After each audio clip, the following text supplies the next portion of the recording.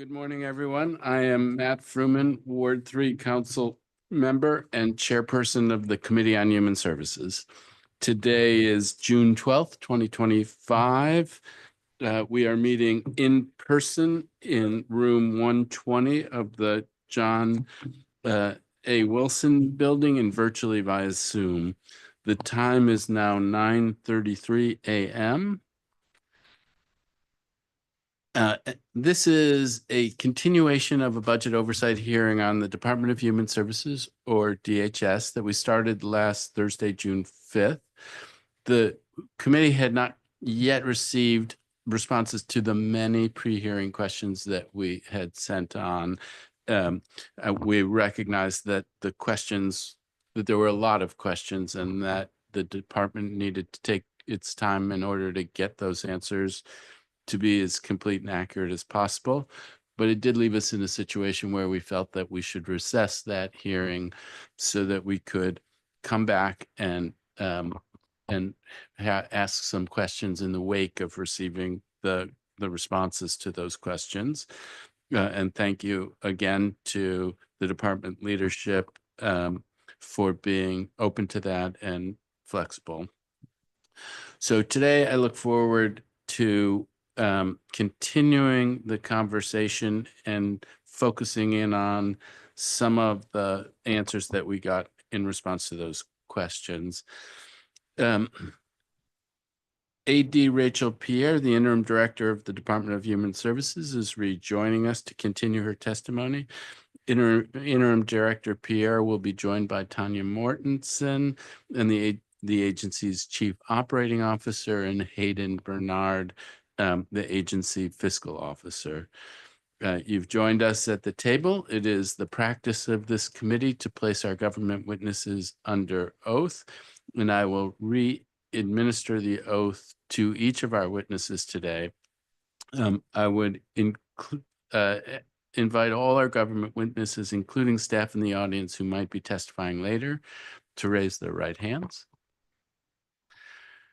Do you swear or affirm under penalty of perjury that the testimony you are about to provide to the Committee on Human Services is the truth, the whole truth, and nothing but the truth? I do. I do. Thank you, Interim Director Pierre, and I will continue my questions from last week.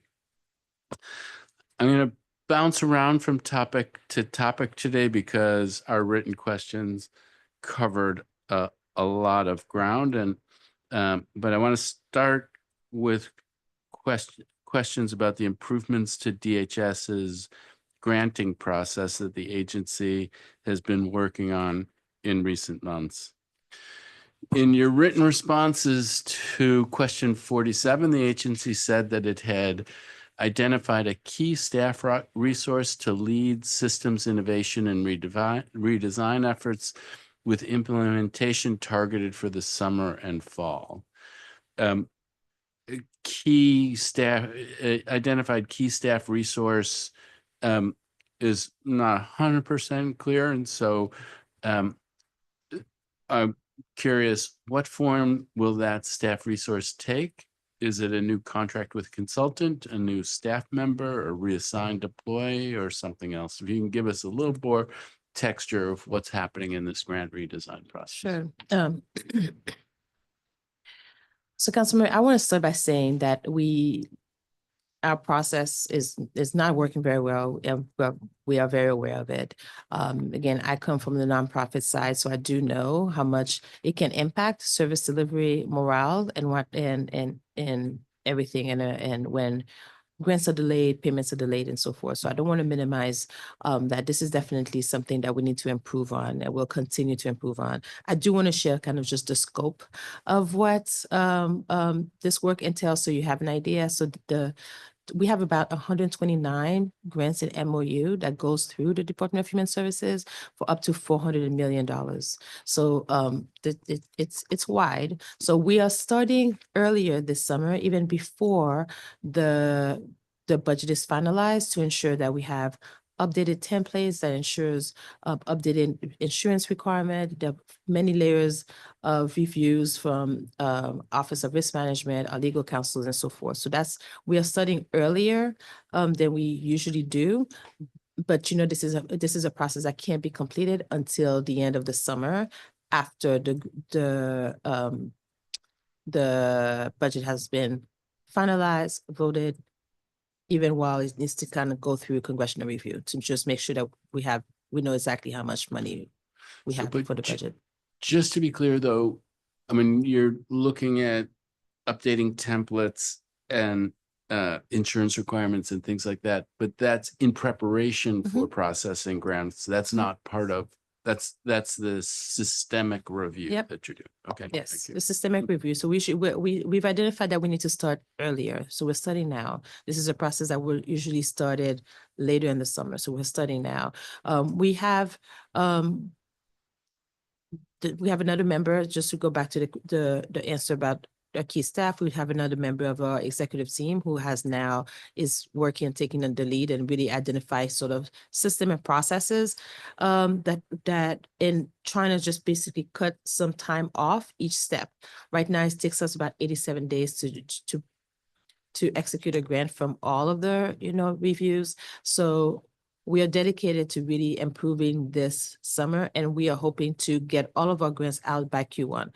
We'll prioritize grants that where we know that agencies can't float us, especially for providers who are paying rental amounts and whatnot. And then there are other providers who are able to kind of at least float for a day or two, for a month or two.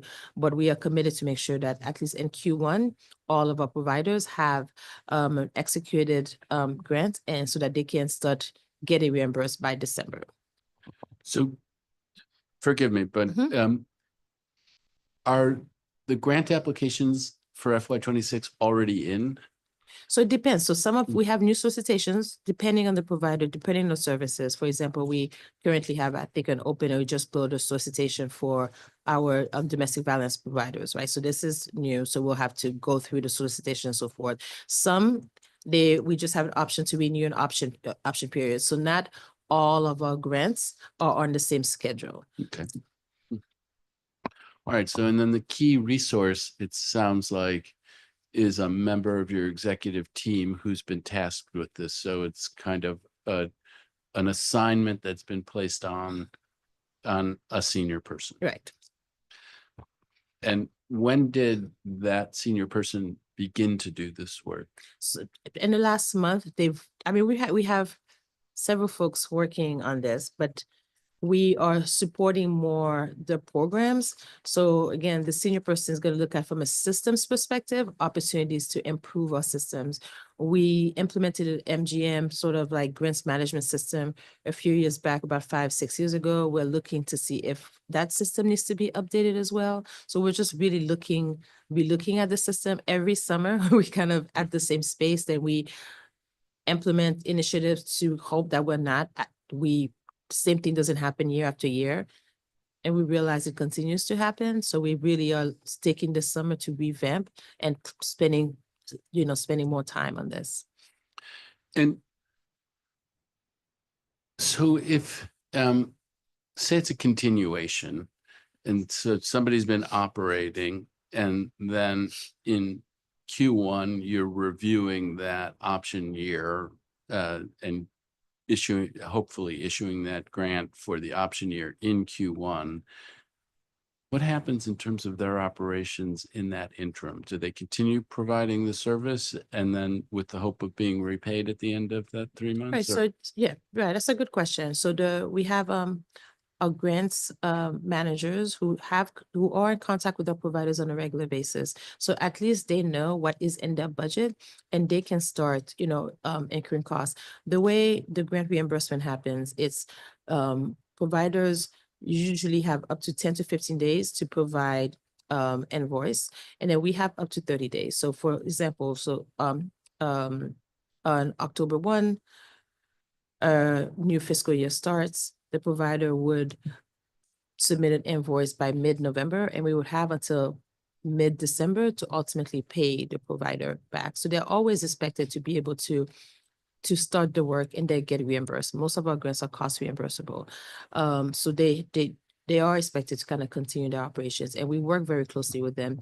We have a good relationship with the providers, and we try to prioritize, honestly, getting the grants out for the providers who we know that they are not able to float for like a month or two. Yeah, so I mean, this is a challenge and you're working on it because, and we hear about it from all of the different providers, trying to get that timeline squeezed is important. To some extent, folks are operating at risk, but what I'm hearing is that it's probably more about getting if in principle you've decided that you're going to extend the option year, then it's more about getting all the paperwork in order as opposed to the approval in principle. So it's probably safe for them to operate at risk in that short period. Is that a fair characterization? I'm not sure I'm tracking what you just So said. what I'm saying is, say I'm a provider and I had a grant for FY25 and I'm waiting for approval of my option year for FY26. But I'm going to operate in October of 2025 in FY26, but I don't have that approval in hand yet. And so I'm at risk operating. If I don't get the grant, then I will have spent the money and not be reimbursed. But what I'm trying to get at is I'm imagining that in a setting like that, that the idea is that in principle, you intend to extend in the option year.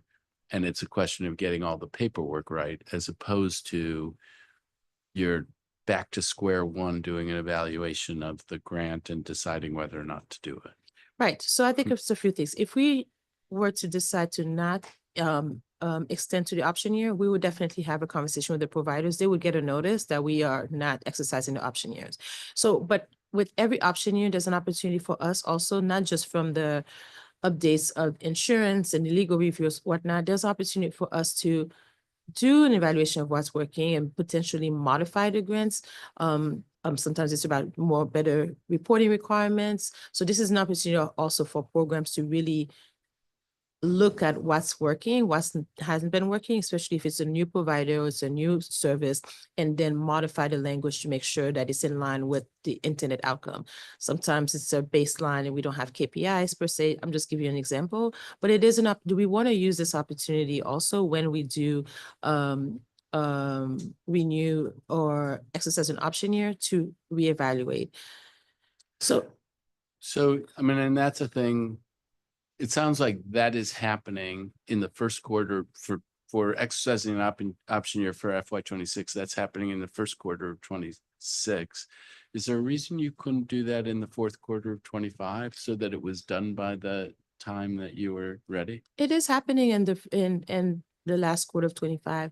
I guess what I'm sharing is like the volume of grants that it needs to happen for and the layers of review for each grant. It's the same folks who basically are still managing the current programs or the current grants that also is expected to update language on future grants. So I hear you.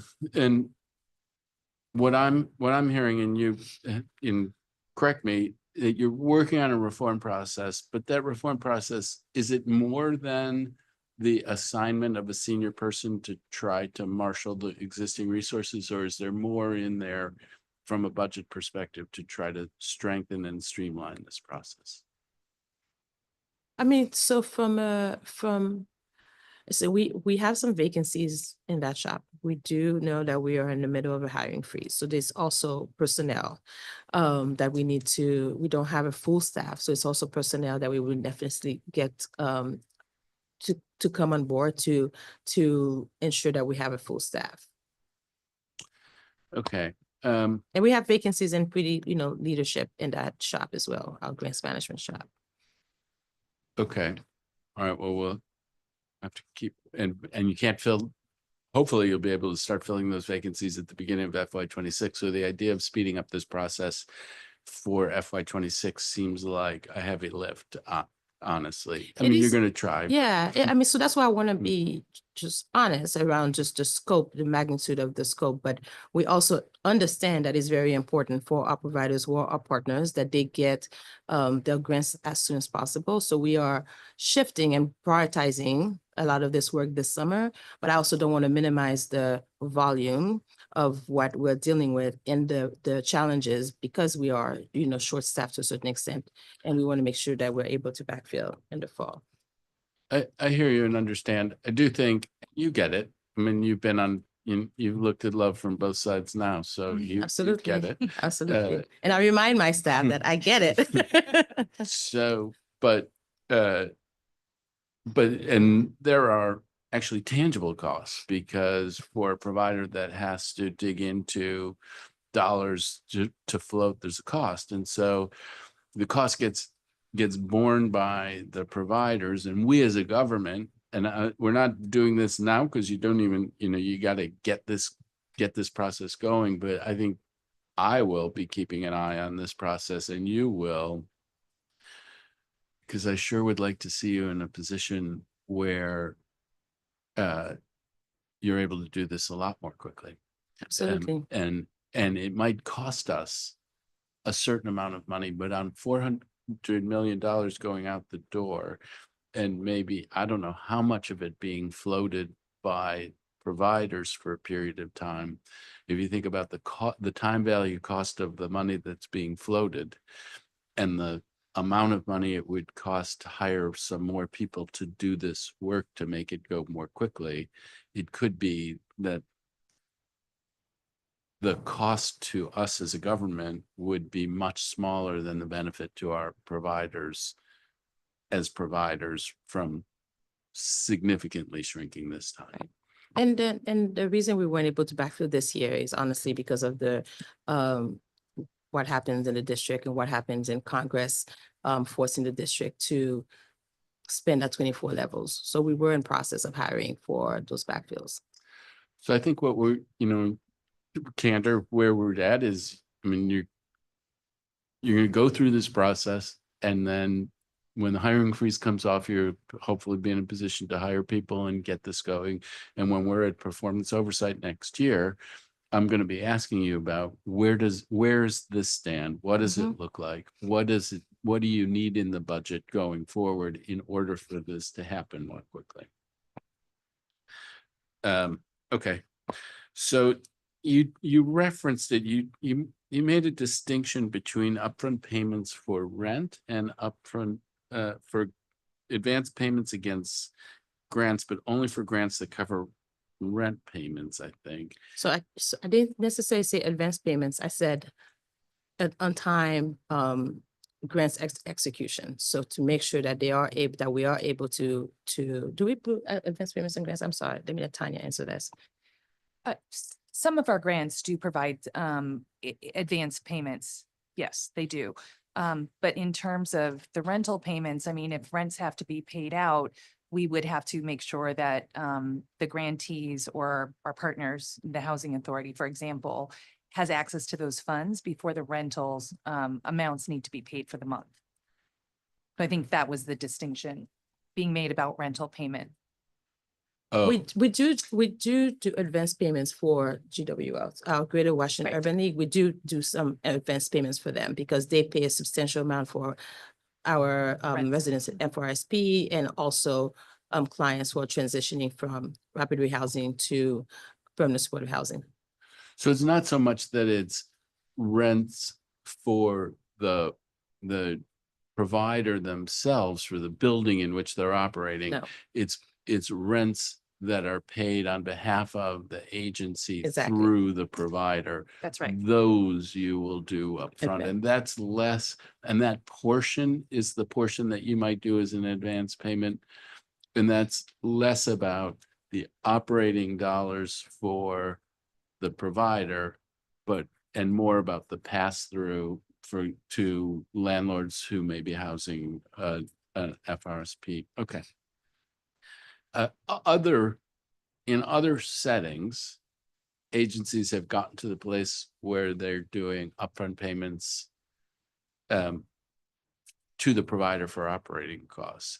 And in the OST setting, the Deputy Mayor for Education, OST out of school time providers, they're moving in the direction of providing upfront payments, and certainly the direction one would want to go. $400 million, you want to do that carefully. I get that. But that's the direction we would want to go, not just for the rental piece, but for the other pieces.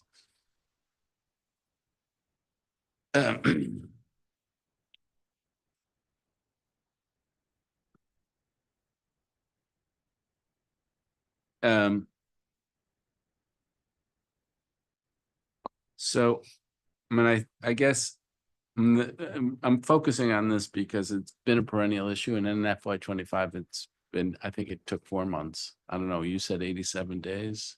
So it took 4 months for some providers, right? So some providers have no issues because we have to, but some providers, I think especially the youth providers that you heard from, it took longer. Okay. And I think, I don't want to belabor it. When this is an area, you get it. You need to improve.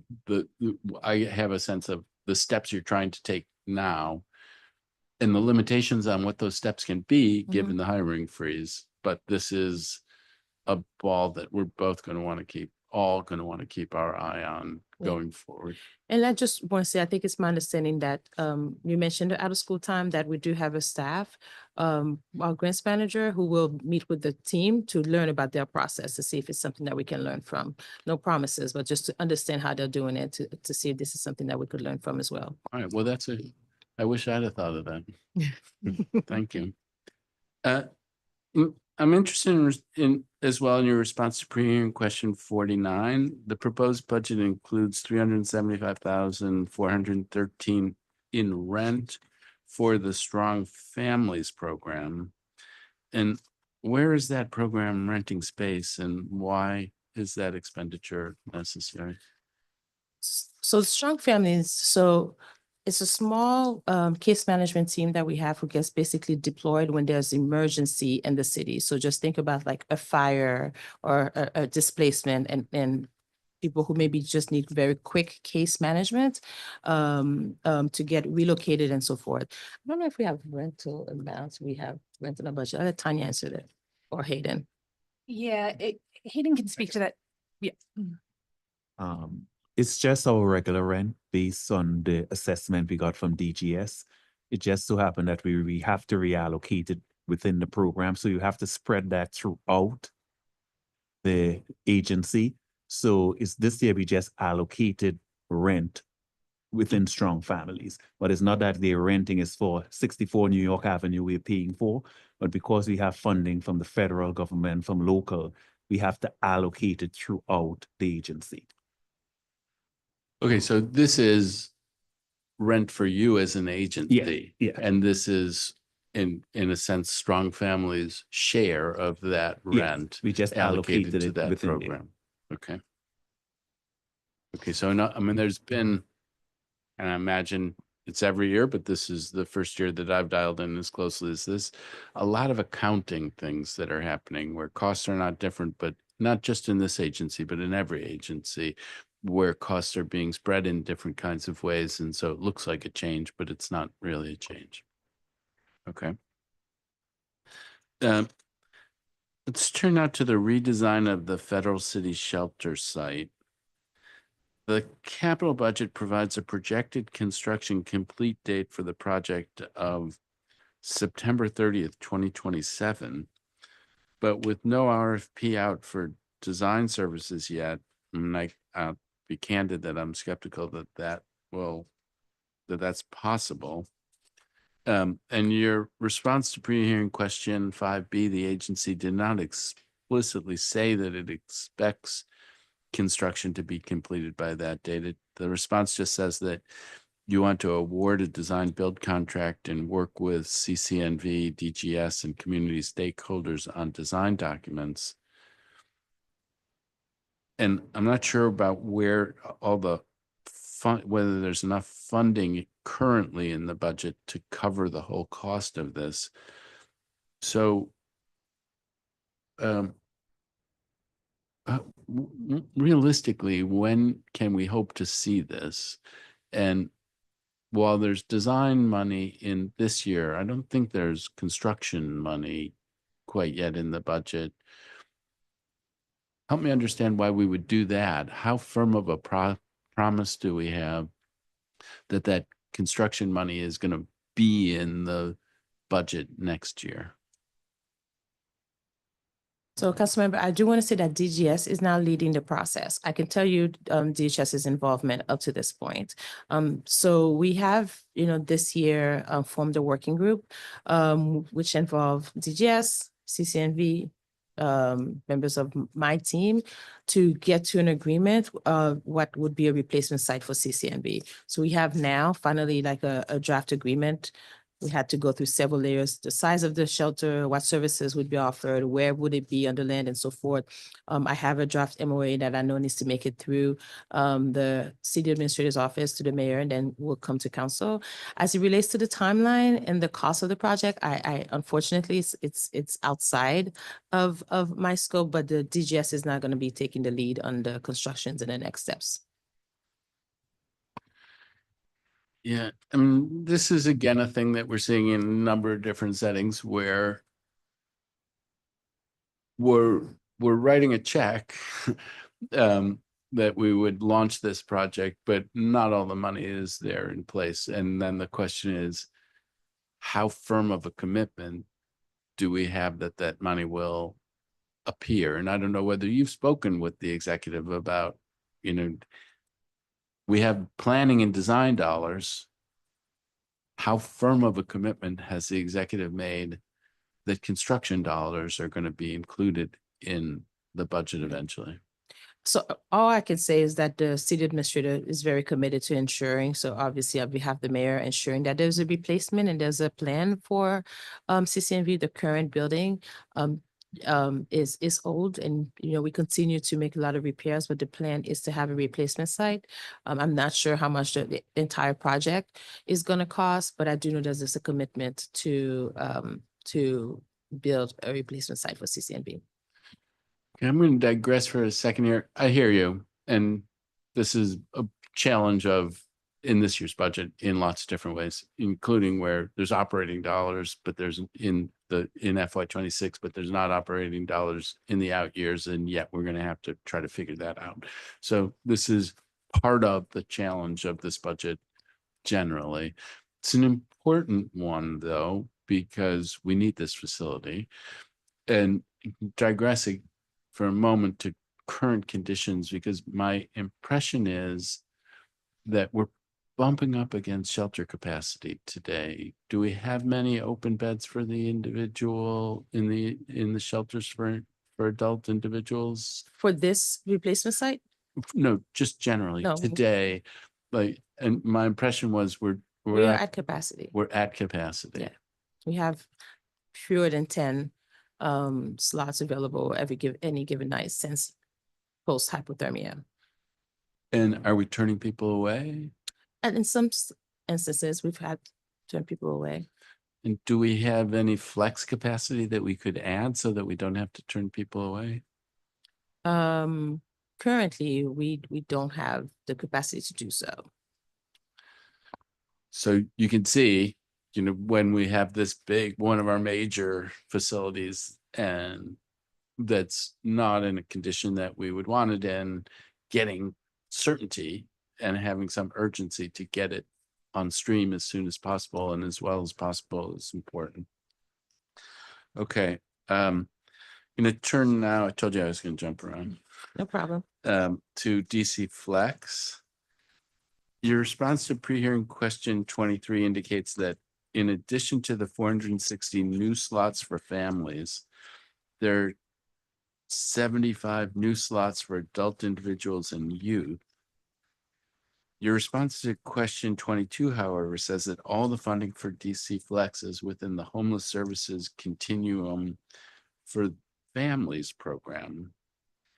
Are these slots for individuals also budgeted under the family's continuum of care budget?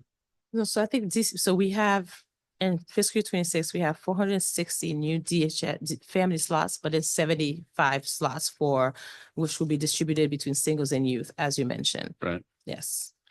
And are they all in the families, in the Is it?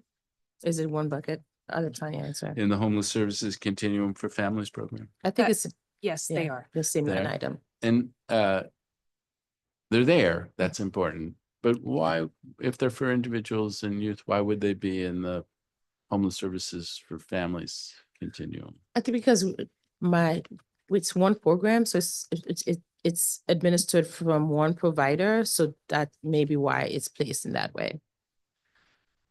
Okay, 460 new slots for families, 75 new slots. How does that compare to the additions that we've done in other years? Is that a big increase compared to what we've been doing in other years? I think it's a big increase. I think last year we only had 25 slots for singles and about 300 slots for families, if I'm not mistaken. So it is a big increase because, as you know, Councilmember, this year we want to do something different in the family side. So we want to be able to offer DC Flex even for short-term family housing. We don't want to have a one-size-fits-all and offering FRSP to everyone because we do know that FRSP is not necessarily the right intervention for everyone. So this allocation will have some allocation for families exiting FRSP and some allocations for families exiting shelter. And I think I'm a supporter. I think moving in the direction of shallow subsidies to the extent that we can and being surgical in, I don't know what's the right word, but we want to be flexible to deliver the support that's appropriate in each setting, and shallow rent subsidies, I would like to hope can be an appropriate response in a number of settings, and let's try to make that happen.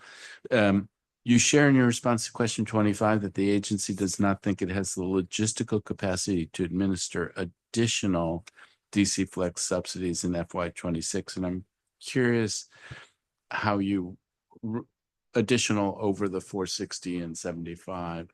Why I'm curious why you think that. Is it about the number of staff involved? Why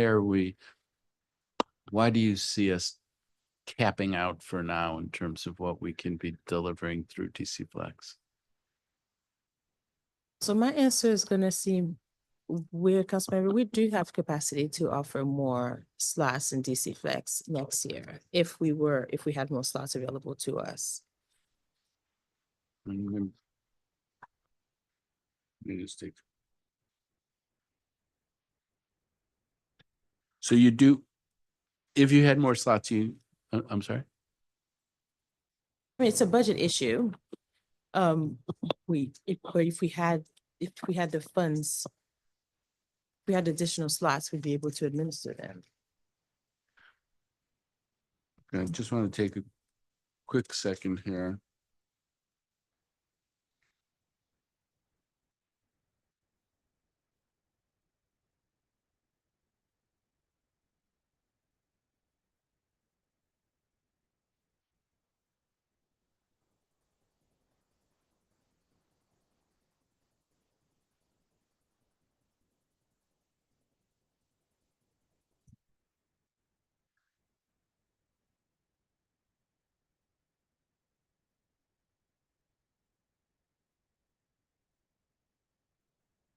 I mean, the response suggests that 460 represents the maximum number DHS expects to effectively administer in FY 26. And but you think you could? If you got more slots, you think you could? Yes. Okay. Glad I asked. Yes. Yep.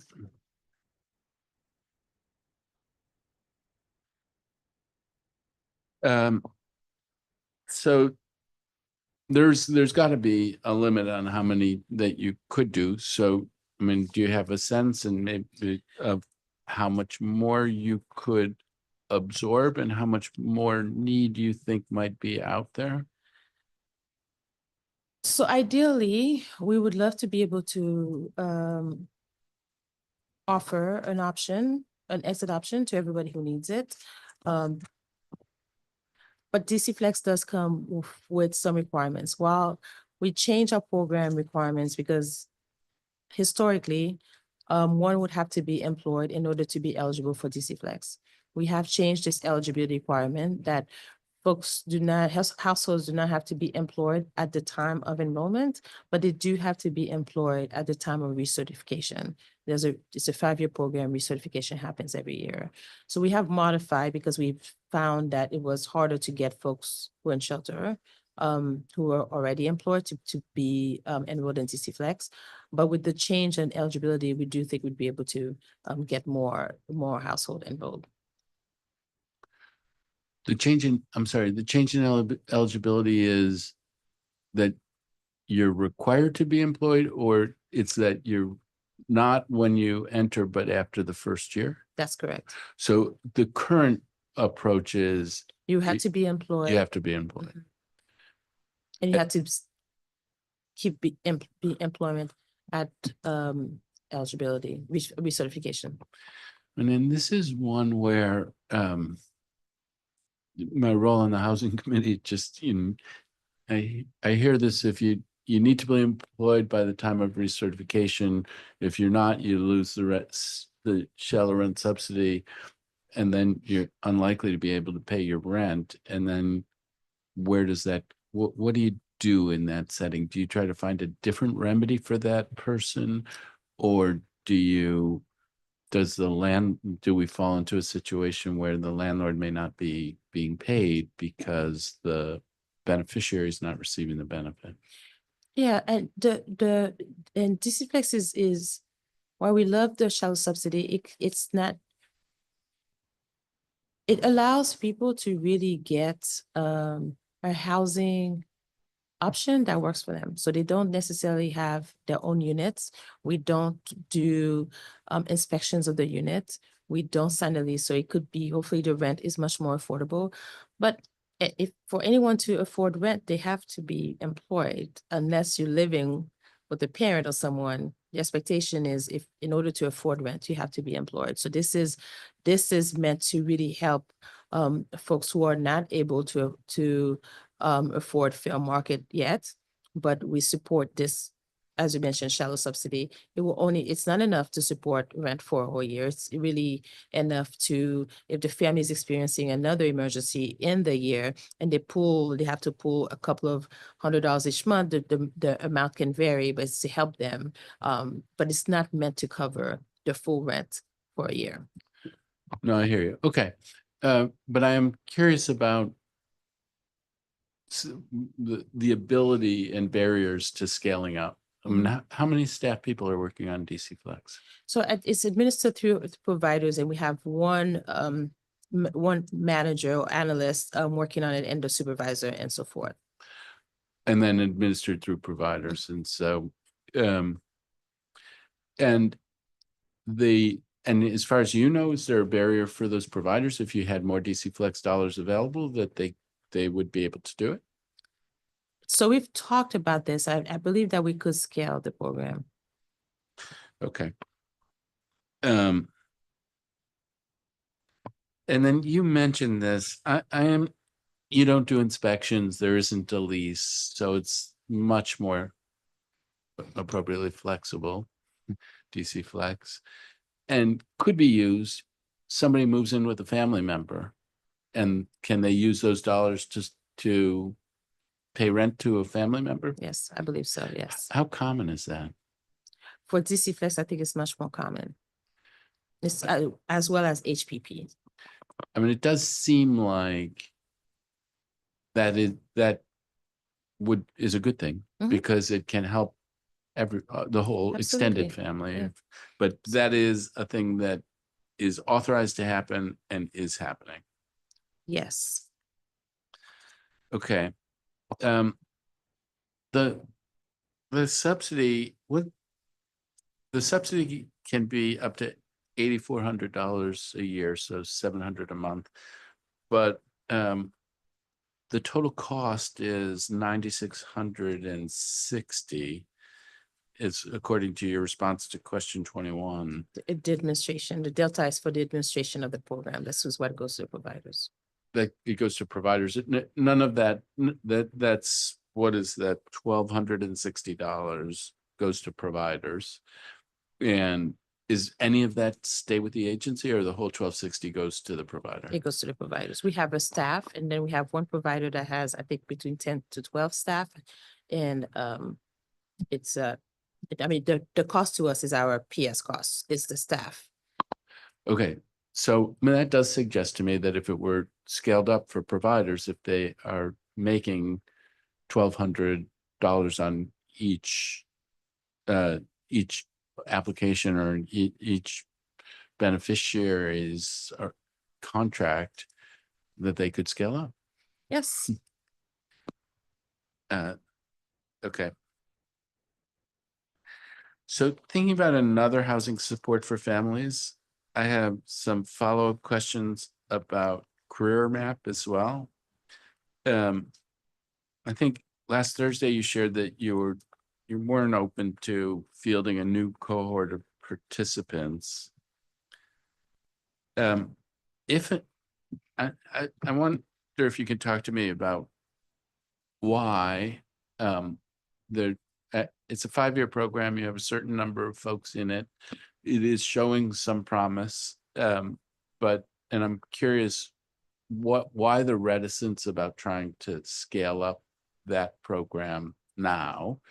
Is it administrative burden now? Is it you want more data, and that you are looking to scale up over time, but just not this year? And what are the administrative costs associated with running the program? To me, both of these programs look like important elements of the future, and I'm impatient. So that's why I'm pushing a little on DC Flex. Why not be expanding? And then the same thing on Career Map. If it's showing promise, and if you don't think it's showing promise, tell me. But if it's showing promise, why the reticence to be expanding it now? I think it's too early to tell. I think it's we just don't have enough data yet for longer term outcomes. It's still being evaluated.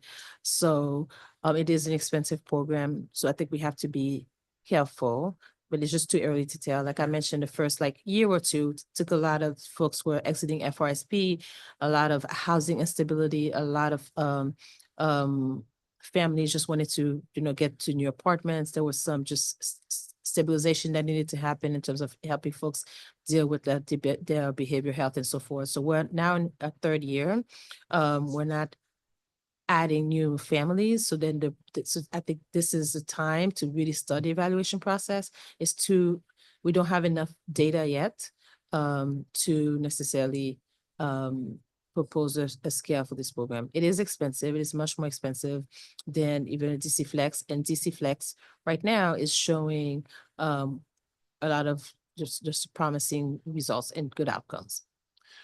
Okay, so I hear you that as compared to DC Flex, it's expensive. And we talked about this, I think, last time, as compared to FRSP with case management, is compared to TAH.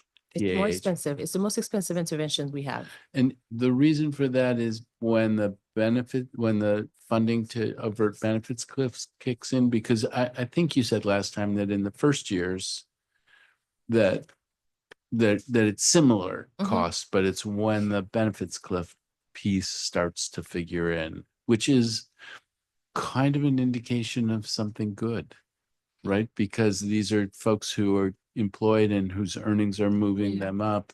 But how much more cost and is it adding?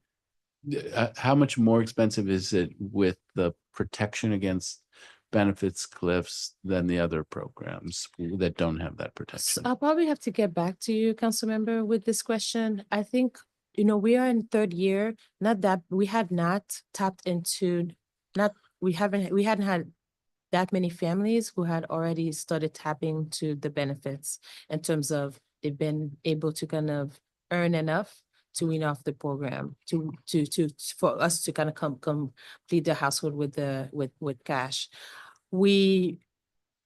Next year, we'll have more information. This is something that we feel that we have enough data to propose its scaling. We will make a enhancement request for fiscal year 27. But this year, we feel very strongly that we want more data before making a recommendation to scale up the program. I'm just saying, I don't know if Tanya has a more answer around the difference in costs. No, we'd have to get back to you on that, but we can do that. Okay, so I'm just sort of putting a marker down. This is my first time on this merry-go-round, and so we did oversight. Now we're doing budget, and next thing, we're going to do a lot between now and the next oversight season. But in the next oversight season, I'm sure I'll be coming back to you to try to get kind of a full sense of where we're at on this. My gut is, yes, it will be more expensive,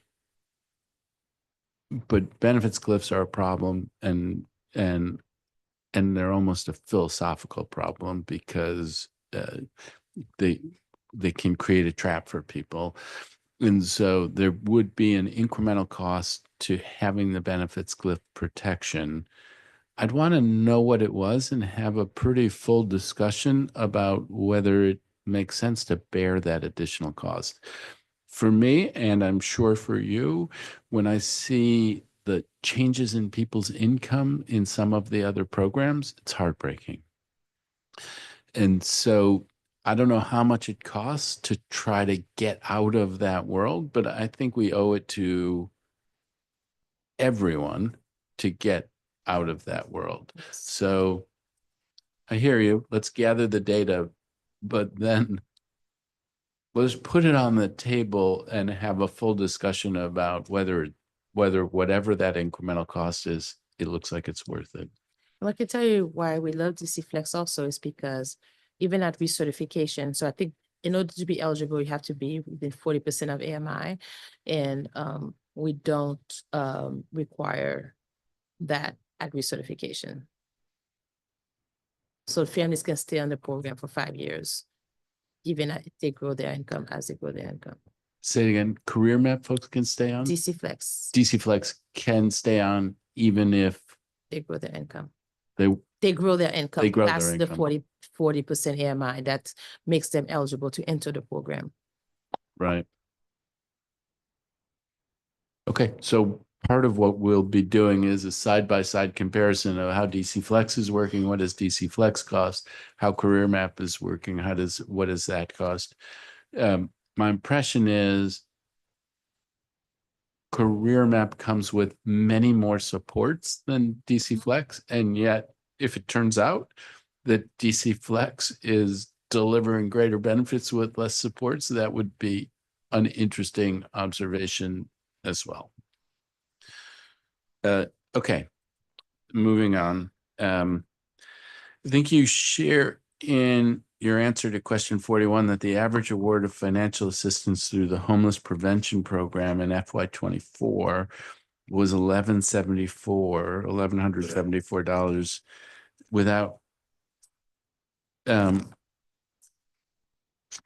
without any governing program rules or regulations as guideposts. What are some of the potential uses of funds awarded through that program? So I just want to make a correction because I had asked my office to reach out to you that there was a correction. The HPP is governed under the Homeless Services Reform Act. So it is so it's still governed under that program. I'm sorry, what's the second part of your question? So what are I hear you, because the predicate was there's no rules and Right. regulations. And so Yeah. you're saying, no, there are rules and regulations. Absolutely. But regardless of that predicate, under those rules and regulations, what's the money used for? Sure. So as the name suggests, it's a homeless prevention program. When someone comes into Virginia Williams, which is our, intake for families experiencing housing insecurity, an assessment is done. What we always want to do is avoid a shelter stay as much as possible. So if a family has a safe place to stay, we help the family maintain that if it's safe, maintain that placement. So homeless prevention program looks differently depending on the family needs. It may look like helping a family stay with a family member, and we provide resources to the household. So oftentimes, if you're able to contribute to the household, a family member may be more willing to let you in. So either a portion of the rent or your utility bill and so forth. It also does allow for someone who may be lost their apartment, but they have employment and they can sustain their own household. So it does allow to pay something like first month rent, security deposit and whatnot. It may support an expense that can help somebody keep their employment, for example, like a car repair because they need a car to go, to work, or buying uniform for a job because they got a job. So it's a flexible cost as well. And then the main purpose of HPP is to prevent shelter stay. It also does come with case management administered through providers.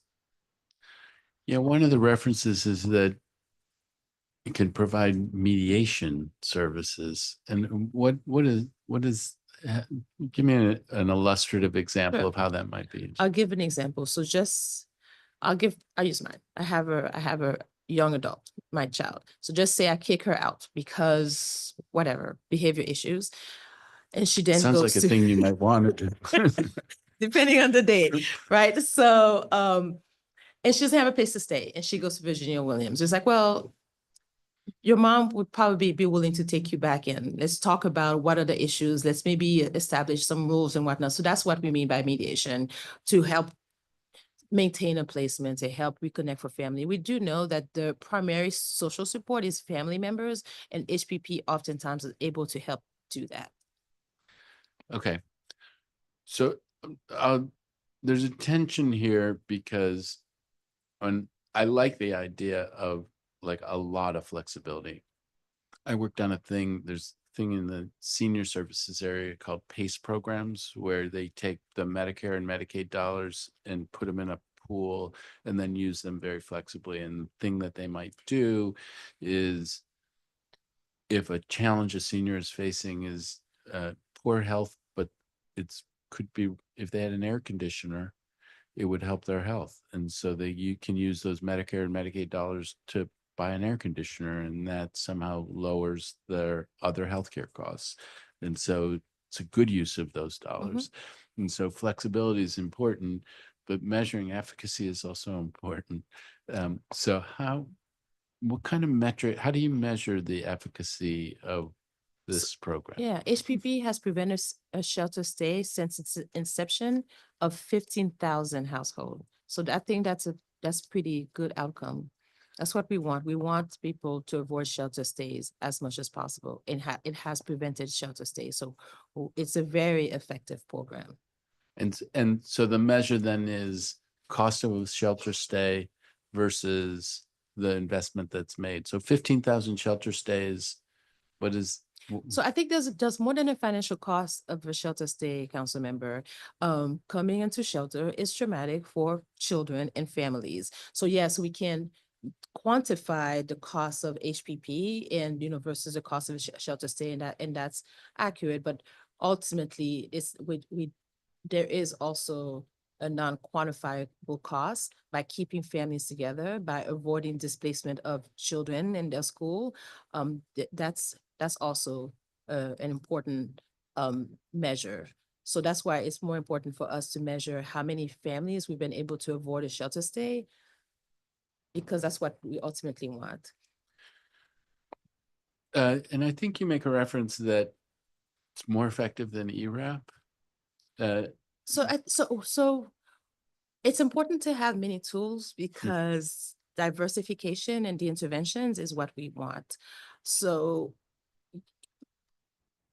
it also targets different families. So ERAP is maybe for a family or a household that has their own lease, their own, apartment, that they are experiencing a one-time emergency, and they need just emergency rental assistance to get them to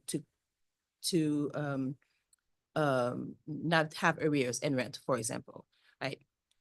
HPP is really for folks who are at our front door. Many folks that we support for ERAP, they may have other social supports that even if they don't get the emergency rental assistance, they won't necessarily come to the homeless services system.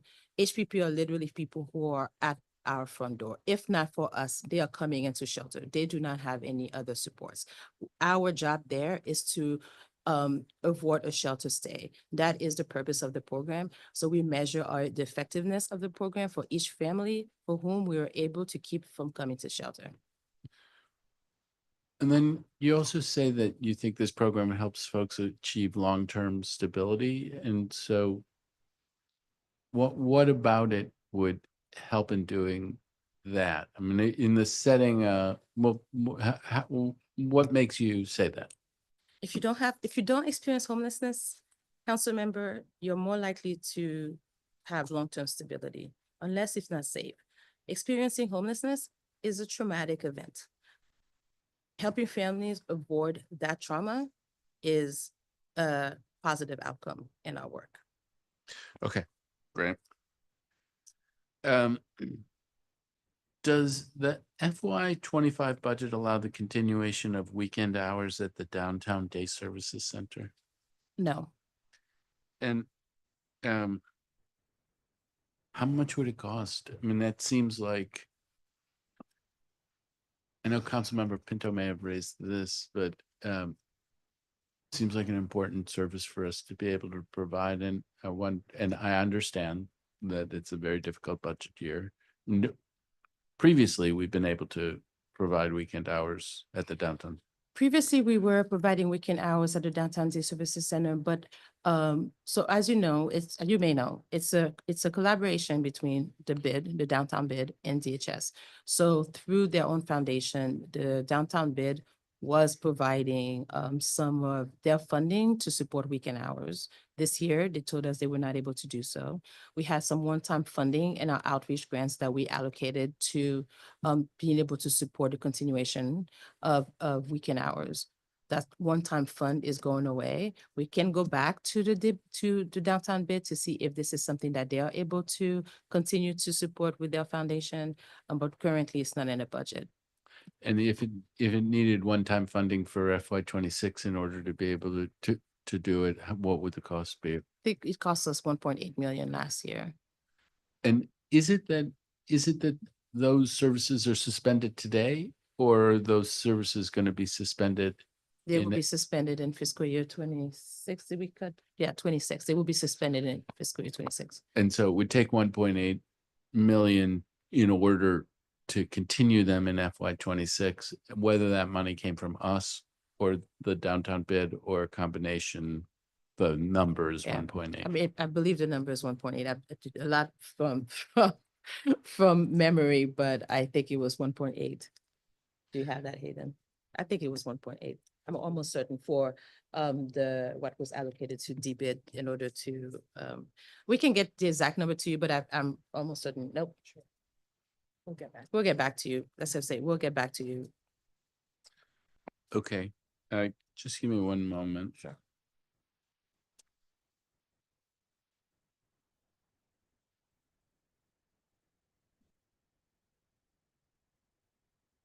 That was outreach.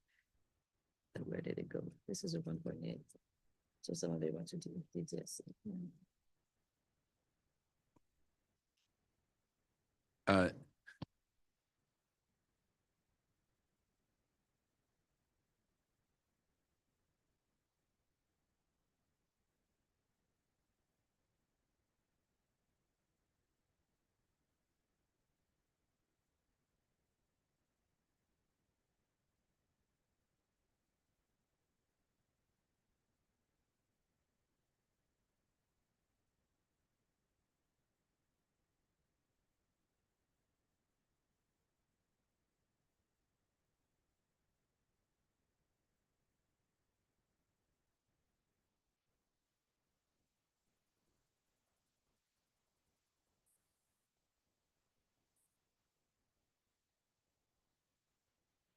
Oh, okay, sorry about that.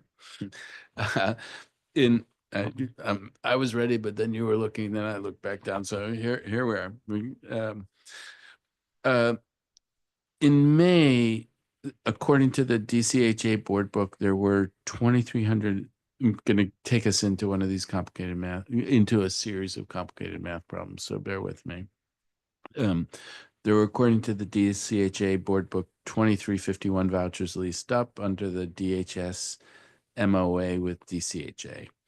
And your response to pre-hearing question 1B says that 300,000 of the enhancement to permanent supportive housing for families is to cover escalating rents on existing vouchers. I mean, it's not going to be every single one of those vouchers, but if it were, it would on average be $75 per family to cover increasing rents. Is that the only place in the budget that rent increases to existing vouchers are reflected? Yes. And so how are those captured for FY 26? The 300,000, Yeah. that's how it's captured for Oh, that's for rent increases. for- Because, in FY 26. yes, And where do those rent increases come from? I mean, there's a rent reason, is the idea that there was a rent reasonableness calculation, it was appealed, and then they higher grant. Why would the rent be going up? I mean, I think same reason it goes up for regular market. Sometimes landlords request it. So we calculate around maybe a quarter of the rents may increase at approximately 2%. So that's kind of where the calculation comes from. And so when somebody requests it, they request it, and then you run the rent reasonableness Yeah. the test housing again authority, to yes. determine whether or not that increase is justified, and in a quarter of the cases it may be justified and you give the increase, and that's the 300,000. Yeah, but also, household has the right to move. So sometimes if they move, that may also, their rent may be a little bit higher. But yes, the housing authority would run rent reasonableness again. And are there rent increases for anything other than the PSH for families that are covered in the MOA? Is there someplace in the budget where I would find it for this, something similar for individual? No, not necessarily, Councilmember, but what we're doing is that we are working to really not just track lease ups from a slots perspective, but from a budget perspective, because so while it's not necessarily highlighted in the budget book, we do know that with some turnover and whatnot, we may not always get the same number of slots because there are rent increases. Yeah, so and this goes to a thing that I talk about in a lot of different contexts, that sometimes we think about, well, we have 2,000 vouchers, but it isn't that we have 2,000 Exactly. vouchers. It's that we would, at current rents, we would have 2,000 Right. vouchers. And so if rents go up, we might have 1,900 Right. vouchers. Or if applying a rent reasonableness tool or paying rent stabilized rents in a rent stabilized setting brought down average rents, then we might have 2,100 vouchers. And so that's what you're saying, is that in the other setting, that if rents go up, the impact is we'd have marginally fewer available vouchers, but it's not, the dollars aren't built in a different And way. it's always just a projection based on, average past spent, but we know it differs depending on household size and where a family chooses to lease up in a city. Right. I mean, I'm asking this in part, and there's back and forth between you and DCHA around the MOA and how much money is there, and maybe I'll get to that in a second. But I'm concerned about that we may underestimate the costs, and then DHS has to pause issuance of vouchers because the dollars needed to cover the existing pool of vouchers was higher, and you're drawing from different kinds of lines in order to meet obligations because we hadn't gotten it, hadn't captured it accurately up front. And has that happened in this last year? Have you had to draw dollars from other budget lines in order to stay current on obligations to DCHA to pay the rents for the existing vouchers? Not from, not what we, not from the budget lines. I think what we recently did is pause matches in order to ensure that our projections are aligned with what we have in the budget, so that there is a commitment to continue to lease up the household who are leased up, and also match who are going through the lease up process. So it isn't that you've had to draw from other lines, but concern about overextending yourself has caused you to pause matches Yes. while you evaluate where things are at? Yep. And for how long has that pause in matches been in place? A week, just less than a week, about a week. So just now pausing matches, but then you also have a whole bunch of people who are in the pipeline Exactly. who are matched and yet to be placed. Yeah, and we Oh. continue to lease them up. And I guess is some of that then, you don't know what the rent for those folks are going to be. Exactly. And so you want to see what the rent for those folks are going to be to see how many dollars are left over after that. Exactly. Again, it goes to the rent reasonableness tool, and you don't have to continue to advertise for the legislation that I proposed on rent stabilization. It's a detour here to talk about it with you, but I hear about places where a landlord has chopped up an apartment into very, very small bedrooms and is getting extravagantly high rents. And that costs another family. If we're overpaying some landlords, and we need to pay every landlord fairly, but if we're overpaying, then there's an opportunity cost in terms of families not able to be served. And we have seen that the rent reasonableness tool has actually decreased the cost, and for like 0 to 1 bedrooms for the most part, but then slightly increased the cost for larger sizes.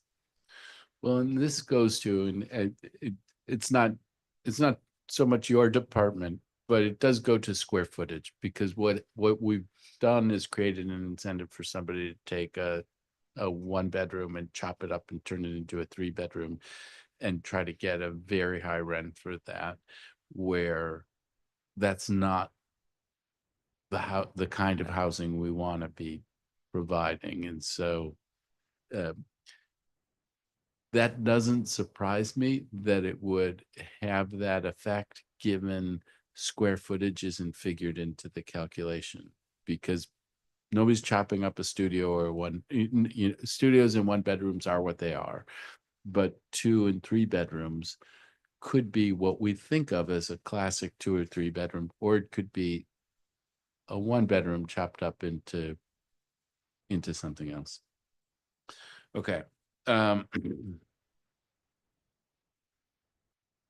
So in the chart you provided in response to pre-hearing question 12, it looks like $4 million is assigned to the funding purpose hypo. And I don't, what's that? So, as you know, Council member, that the district is right to shelter jurisdiction. So we ensure that everybody who needs a shelter bed during hypothermic condition gets one. So we expand our shelter capacity during hypothermia season. So it goes into additional staffing, additional facilities, security, food, and So it's a reference to expansion of activities related to hypothermia season. yes. That's what hypo is. Yes. Okay. So again, in DHS, DCHA, my sense is that you all are working together well in the sandbox. So hats off to you. And I think, and in some ways, I don't want to say it's a good thing that you pause matches, but there is a process that you need to go through to improve getting people who have been matched into apartments. And to the extent that there's the ability to focus intently on improving those processes, that's maybe a silver lining to the cloud. But but still a cloud. I agree. But so I'm struck by an apparent discrepancy between representations from DHS and DCHA about the role of the voucher MOA this fiscal year. DCHA represents that it's currently 17 million over the initial FY25 MOA allocation of $50 million. But DHS says it's currently 8.4 million under the allocation. How, I don't know that you can tell me how DCHA arrived at its calculation, but how did you arrive at yours? What is in your view, what is the MOA allocation? How much have that MOA allocation have you spent? So the current allocation that they have is 50 million. I think we've spent about 41 million of it. We do expect to increase it for another 17 million for the rest of this fiscal year, which would cover the families and individuals who are currently in the matching process. So is that, and we'll have to check, but could it be that you're saying you still have 8.4 million to spend, but DCHA is saying for the year projecting out what we're going to have to pay, we're $17 million shy. Yeah. And then you are saying we will be providing that Right. 17 million. Right. And it's come up and I'll let Tanya speak, but it's come up in conversation with Director Pettigrew, and we've reiterated that we plan to modify the MOU to add funds. I mean, I think Tanya has more to add to this. No, I think that's right. We do this every year. We fund the MOU incrementally. And so we are planning to fund it fully at the 67 million.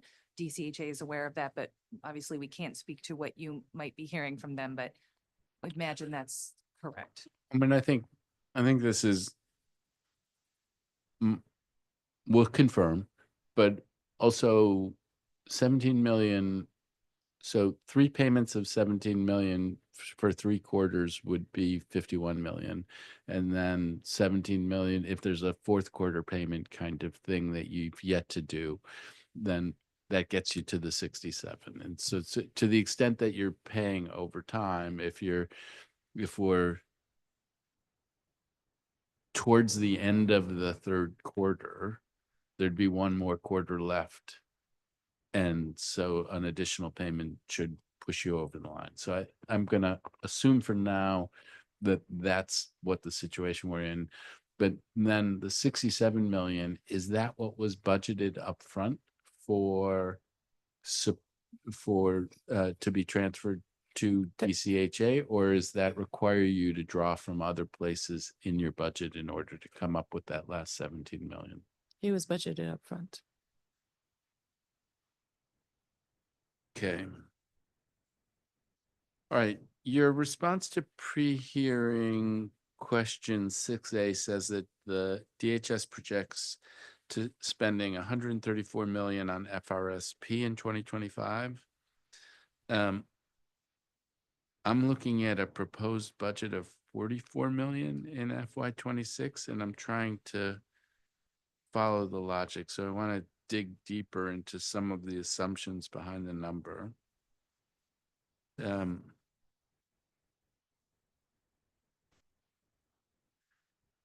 How did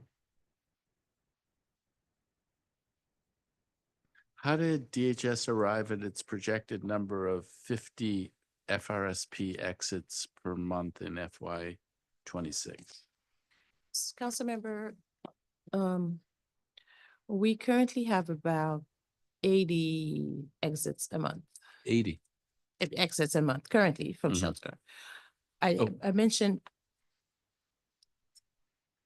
No, The reason that I'm not trying to interrupt you, but when you said 80 exits, and I was thinking 80 exits from FRSP, No. but you're talking, when you say Shelter. exits, you're talking about exits from Yes, shelter. from shelter. Okay. This, I mentioned, at the first part of the hearing that in fiscal year 26, we really want to diversify the exit pathways for families. We don't believe that FRSP is the right tool for each families, and we will potentially modify the eligibility criteria. And based on our projection, we believe that about half of the families exiting shelter would qualify for FRSP, and we'll have other exit pathways for families such as DC Flex and the homeless prevention program. So that's about entries into FRSP, but I was starting by asking about exits from FRSP. Sorry, I think I misunderstood your question. Yeah, it happens. I can be clear, but so, because I do want to explore both sides of the equation. So but in terms of the exits, I think you're estimating that there'll be 50 exits from FRSP per yes. month in FY 26. Yes. And what's, I mean, what's the level of exits now? It's a little bit, but it's not a normal situation because of all the other things that are happening around FRSP, but how do you come up with that you're going to expect 50 families to exit FRSP a month in FY 26? So this, as you know, there's a pause in FRSP right now. This year also just to manage FRSP cost has been unsustainable. The actual cost is over what was budgeted in the program. So we have tried to manage the cost and had fewer entries the last couple of months into FRSP. So we anticipate based on when families reach 12 months that we'll be exiting about 50 families a month from FRSP. And It will just be a 12-month program. The BSA language will while family has the opportunity to appeal, they will not receive continuation of services while they appeal if they get exited for time limits. So we just anticipate being able to successfully exit 50 families per month. but now I'm trying to remember, but I thought that isn't there the flexibility to extend people so they go 24 months? So it's two different scenarios. So we have families who are currently in appeal process, who've been in the program probably 3 to 4 years at this time, honestly. So these families, but we have families who've been in the program for fewer, but all families ultimately would be exited for the program, even if they're still in appeal process at 24 months or by September 30th of this year, whichever is longer. So meaning that all families who are currently who've been exited in the appeal process, who've been in the program at up to 24 months will be exited at the end of this fiscal year. We also now have BSA language that the program will be 12 months. And while families have the right to appeal at the end of the 12 months, they will no longer receive continuation of services while they're in the appeal process. Okay. And so when you look at your pool of folks who are getting the benefits and the pool of folks who are anticipated to be coming into it, and you look at where they are in the process and when the 12 months hits, and you come up with an average of 50 exits a month. Yes. That's an average, yes, give or take.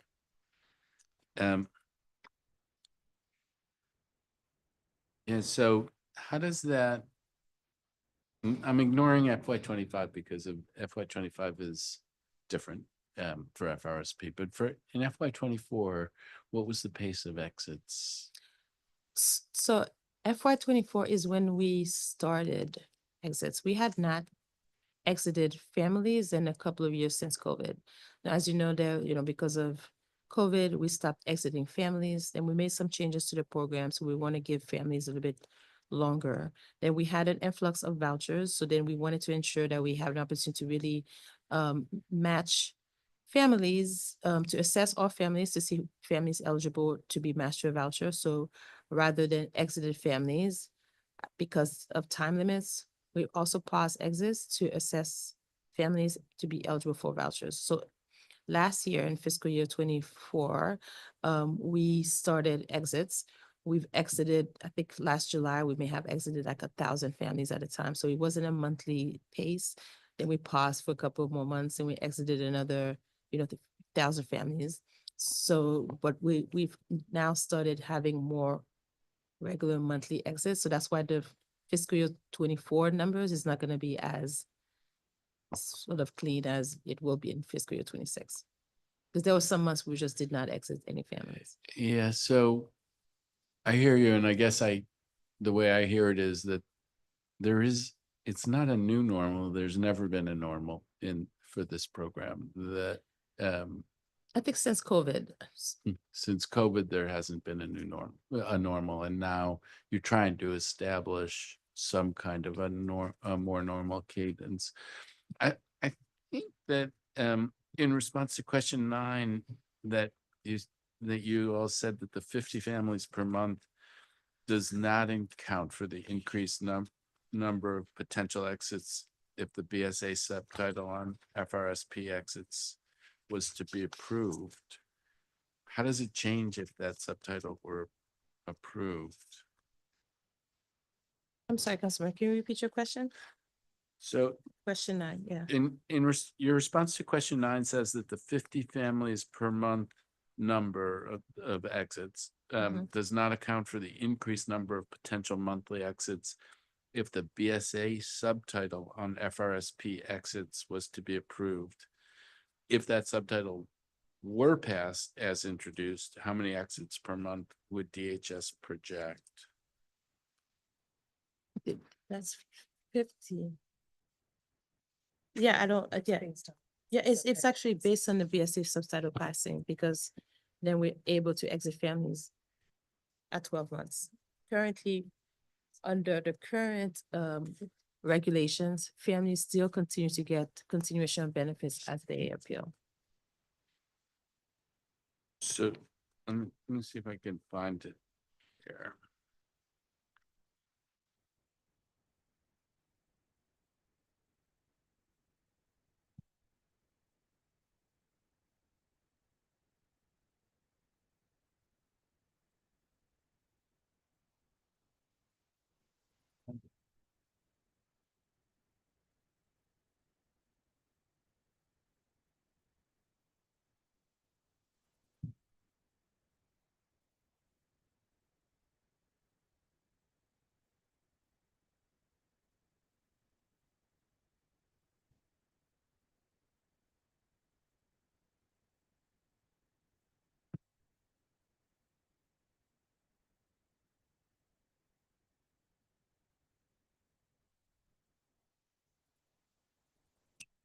Yeah, I mean, I guess maybe it's just a correction off of this answer, but it says we expect to exit an average of 50 families a month from FRSP as we will have resumed regular program exits for all families over the 12-month mark. This does not include the number of exits if the BSA is approved.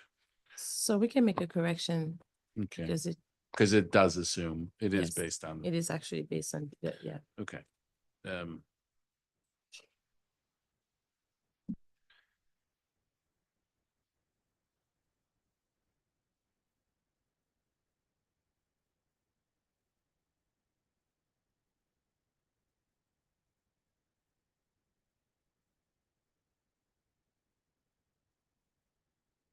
So one challenge in thinking about FRSP is that DHS doesn't track families' returns to shelter beyond the 12 months they're actually participating in FRSP.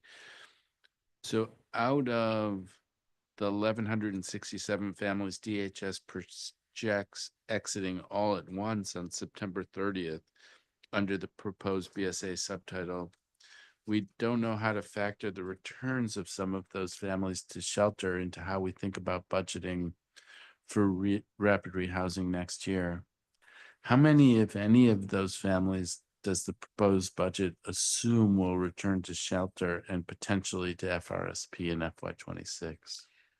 So we don't, I think our shelter capacity is based on like, what we're seeing in the programming right now. Many of the families who are going to be exiting from FRSP at the end of this 24 months BSA language are actually connected to another resource.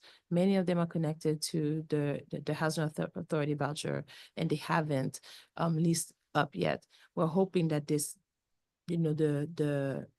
this subtitle will provide some urgency into the family so that they can lease up, preferably lease in place, because it's the quickest way to lease up to a voucher. But many of the families who will be exited have been connected to a resource.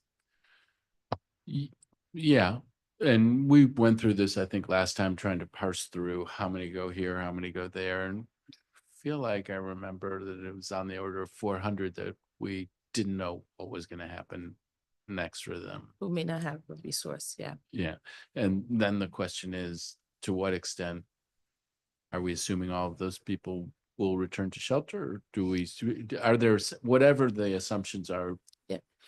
What assumptions have we made, and how have we built them into the budget about those folks who don't have a solution attached? So pre-COVID, Councilmember, we calculated about 12% of families returned to shelter from FRSP. I'm not sure that we have the data post-COVID, because many of the families we have exited so far have exited with another resource.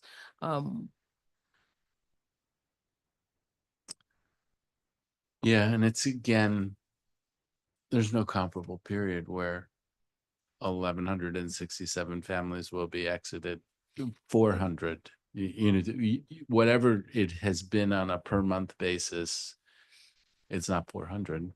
And so in 1 month, it's going to be something like 400. And we all actually need to be, who don't have a solution yet. Now, there's a little bit of time to connect more of those folks up with solutions. And I'm hoping you're working on trying to do that. Also, we're hoping that families have been in the program for a while and they are now in a position to be able to afford the rent on their own. But there isn't, putting words in your mouth, but there isn't an explicit, like, of these 400, we expect that 100 of them No. could return to, there's no number that you built into it. No. Okay. And we're all worried. Yeah. And you're worried, I'm worried Absolutely. about a surge. Absolutely. And that, yes, and it speaks to why we've made some proposed program changes. And so we have the flexibility of supporting all families who are coming into shelter, and also have more options to diversify the exit path. We're not successful if a family comes back to shelter after they leave FRSP. Right. Okay. Your response to question 14 says that DHS anticipates serving only about 40 families per month in FRSP in FY26. However, even after the 1,167 families exit on September 30th, you still have, assuming you exit 50 families a month in the meantime, 1,684 additional families in FRSP at the start of FY26. Does the total projection of 444 families being served by FRSP in FY26 only include new entries? Yes, the 440 refers to new entries. That's just new entries. So that's on top of the 1,684. But So yes, some of them will fall off, obviously 50 a month, but yes. So, okay, so in a certain sense, 444 get added, to the, so that's gets you 44, 28, 21, 21, About 20. 21, 28, but then 50 a month are coming off. So after 12 months, that's 600. So, or after 12 months, that's 600. So then it's like 1,500. So is that what you're thinking about? Yeah, I think this, Mhm. that's about what the size of the program was pre-COVID, about, I think, 1,700 families were in FRSP pre-COVID. Would you think this is the right size? And we've talked about right sizing that program? So that over time, so 1684, but frankly, if there's 50 exits and 40 entries, then at the end of the year, that would have ratcheted down by 1,200 and it would end more in the 1,500s than as opposed to the 1,600s. That's what your anticipation is. Okay. The proposed budget included about approximately 30 million in rents for FRSP, 30 million in rents plus 14 million in case management for a total of 44 million. You start the fiscal year with 1,484 families in case management, and you project serving 1,269 families at any point in FY26, paying rent for 1,484 families for 12 months, that would cost around 38 million, and paying the rent for around 1,269 families would cost around 33 million. The number that you shared only makes sense, or this is how we're trying to understand it, if you assume families will be in the program for an average of 9 months out of the fiscal year. That would impose a rent cost of around 29 million. I mean, maybe we're trying to figure it out, but how did you come up with the 30 million? For FRSP? Yeah. And how many months are you assuming? Like, it's a 12-month It's limit, 12 but that months. doesn't mean people would be in for 12 months. So but how many months per family are you using as the average? How 12 many months. families are you using? How many months are you using in order to come up with the 30 million? So I think it's based on the numbers that you had shown. How many families we expect to have in the beginning of the month? How many family at the beginning of the year? How many slots we have for new slots for next fiscal year? And then factoring in that we'll be losing some, that will be exiting for some families each month. But we project FRSP from a 12-month perspective. That all families are going to be in the program for 12 months. I mean, we're not getting the same numbers.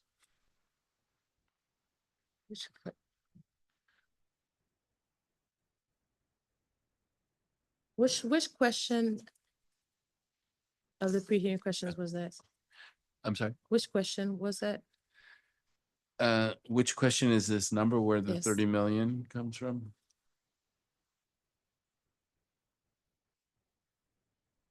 I mean, we always calculate for 12 months. If there's a math error, we can go back, but we always project out 12 months. We But- don't anticipate families leaving before 12 months. And is it, I mean, we're trying, we may need to come back to you Okay. and, you know, have a telephone call where you walk us through these numbers so that we Sure. can be sure that we understand it as opposed to trying to do it here. I mean, one theory was, is it 9 months in the fiscal year or? I mean, or- there's ins and outs like kind of throughout the month, but in terms of projecting out, we would just project, all families staying 12 months. Okay, so Yes. we're gonna wanna, No, I think it's about the inflow and the outflow, and then probably a combination of some additional folks that are in the appeal process now that aren't part of the 1167. So maybe we just need to sync up a little bit more to share how we're Yeah. calculating those numbers. But I also do think, council members, sometimes when a family appeals and their exit is overturned, we do have to go back and pay back rent. So it's never going to be an exact number, right? So if a family, for example, appeals and then 3-4 months within their appeal, then their appeal is overturned, we do have to go back and pay for that rent. So so there's some allocations from that as well. But we can walk you through these exact numbers, but that's why it's not a straight line, but just so you know, in terms of, we always anticipate a family staying in the program to 12 months. I mean, let's do that. Let's sync up in a different setting. I think this is a lot of moving parts around FRSP. And we want to make sure whatever recalibrations are done, we want to make sure that we've fully funded those things and want to understand the numbers that are being projected out. So we will circle back with you to try to get linked up to make sure we understand it clearly. We talked about this a little. I think you were saying 80 families a month entering shelter. We had somehow 75. There's the 40. You're calculating 40 entries into FRSP. I think we talked about this. It is your goal that if it's 80, that half of them you are able to find a different solution for. And I guess the question then becomes, how do you think the number's 80 that's presenting at shelter? No, so I was talking about, so the way we think about how many resources, we know that we can exit anywhere between 80 and 100 families who may need to exit shelter each month. We've averaged actually about 90 families going into FRSP before we pause FRSP entries. So we do think about how many resources we may need to have for each family is leaving shelter. So that's the way you kind of think about it. Yeah. And so DC Flex, if you added 460 slots, that could be 40 a month. 480 would be 40 a month. So what we want to do for DC Flex is we want to split the allocation. So about 230 for families exiting FRSP and about 230 for families exiting short-term family housing. We do think that some families may need more time, and if family is really, like working and they need more time, and DC Flex is also a good exit path from FRSP. We do want to have something to offer some families at the end of FRSP. So the current allocation of DC Flex would be distributed for families. The current allocation for DC Flex for families would be distributed half for families exiting shelter and the other half for families exiting FRSP. So that's like 20 a month. If it's 230, 240 would be 20 a month. So if there's 80 families exiting shelter, 40 of them you think will go into FRSP, 20 of them you think could go into DC Flex, and then there's 20 more. What are the kinds of things that would be done for those? HPP. HPP. If a family is not interested in looking for work, or not likely to not be able to afford their rent at the end of 12 months, HPP is a better option than FRSP or DC Flex. Okay, but that's sort of notionally how you're thinking about it. Is if it were 80, it doesn't sound like it's 80 right now. It sounds like it's higher than that. But if it were 80, then 40 to FRSP, 20 to DC Flex, 20 to HPP is the kind of. Yeah. And does the track record HPP, have we been able to use that with 20 families So a month? right now, everybody who comes into shelter is eligible for FRSP, and the families know that coming in. FRSP is a better intervention in terms of it's a more generous intervention than HPP. So if a family is given a choice between FRSP and HPP when they are in shelter, they are more likely to take FRSP. That doesn't mean that we have not been successful. We have been able to exit families from shelter with HPP. But in our proposed modification to our program is that we're going to change the eligibility criteria, and we have not yet determined exactly. We want to make sure that it's inclusive process. We're going to work with our FRSP providers, our family providers to really help solidify the new eligibility criteria, but we have some thoughts. Not all families are going to be eligible for FRSP. So Okay. then the FRSP is not going to be an option for them. All right, well, this is gonna be another one of those things that we're gonna all be watching closely, how much, what's actually happening in terms of linking folks up with DC Flex in terms of HPP. When you when you calculate how much each FRSP slot costs, do you factor in both the $21.75 cost of DHS's projected contribution and the family's average projected monthly contribution of $243, assuming that that the family won't be able to make that contribution? Like, what is it when you think unit costs for FRSP support? So yes and no. So right now, it's about $3,300 a month that we calculate for each FRSP families. While we do have an expectation that families contribute 30% of their income towards rent, not all families comply with that projection. So I think about 20% of the families usually pay their portion. So we calculate that 20% will pay their portion. So based on historical record, you making an assumption about who's going to be Exactly. contributing, and that comes up and that gets you to what is, you said 33 something, $3,300 a month. is $3,300 per a month. family. And so how much of that is rent, including rent covering the family contribution that isn't paid by the family? So I think we average 2,400 is probably the average rental cost for a family. About, and then the delta is case management. We plan to cover the full rent, and then like anything else, we track the spend because it's an average. Sometimes it's more than 24. Bigger families have, bigger units. And then we can just calculate just based on we do a reconciliation each month, basically based on actual spend. So 2,400 to cover the full rental obligation. And so when I Yeah. was asking about these, the 2,175 plus the 243 gets you over the 2,400, but then you're assuming some of the families will be making a contribution. So on average, it's about And we have a 2,400. complicated spreadsheet for FRSP that we're having to walk you through. That's also assuming that some families will, again, their appeals will be overturned and they will continue to pay for rent. Okay, and then $900 for the case management. What about administrative costs? Is that built into the 3,300, or is that our administrative costs on top of it?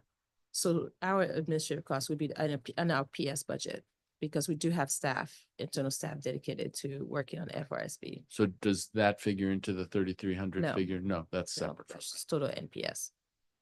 And how much money is budgeted for that kind of administration over this program? Our PS budget for, I don't know, for FRSP, we'll get back to you for that exact number. Okay. Okay. In your response to pre-hearing question 13, you say, while families are in FRSP and shelter, you're placing a stronger emphasis on employment supports to promote long-term stability. What programmatic form is that commitment taking? I mean, and related, what are the steps you're taking to in short-term family housing and FRSP to connect residents with work that has not taken place before? In short-term family housing, right now we have a current goal of getting families out in 90 days. So they have a housing plan. They get assessed for the benefits they may be eligible for. So if they're not connected to like TANF and SNAP and so forth, the case managers help them connect to those services. We also have an exit plan. So then each family comes up with an exit plan. Most of the plan has been, towards FRSP, and then they help them identify a unit and move on. We've started changing that since FRSP is not available this month. And the next month, we probably won't open entries into FRSP until the next fiscal year. So that means helping them identify a sustainable exit path. More likely, we still have some DC Flex slots for the remainder of this fiscal year. Not that many, but I think about 50 to 60. And then we continue to help support families with their HPP. So I hear you on that, and I mean, you will have picked up on the theme that the numbers about our success in linking folks to work and lifting people's income are heartbreaking. But what's new about what you're talking about, and how is it reflected in this budget? So what's new is that there needs to be a bigger emphasis on making sure that we are helping families move off benefits. Especially in light of not just what's happening in the federal government, but also the local programs that we are changing as well. So we will work very closely with the Workforce Investment Council. We'll really work very closely with ensuring that our tech providers meet their marks and helping families connect to employment. It needs to be just a change in focus for us internally. I've talked to my team that we need to, this is a big shift. That's what's happening within DHS. We need to reevaluate our strategic priorities, ensuring that if there's more urgency on really tracking how many families get connected to employment, that may mean also restructuring our teams to make sure that we have the right people in place. So there's a lot of work ahead of us, council member. I'm not suggesting that we have our programs are strong now because as you mentioned, that they have not been necessarily successful in helping families grow our income, but internally we are definitely putting a bigger focus on ensuring that our families have better outcomes. So again, I hear you, and I actually want to give us both a little grace. Like, I'm new in this role, you're new, you're not as new, but new in this particular role. This is a big issue. Mm-hmm. And the fact that we don't have an answer today, I don't think we need to beat ourselves up about it.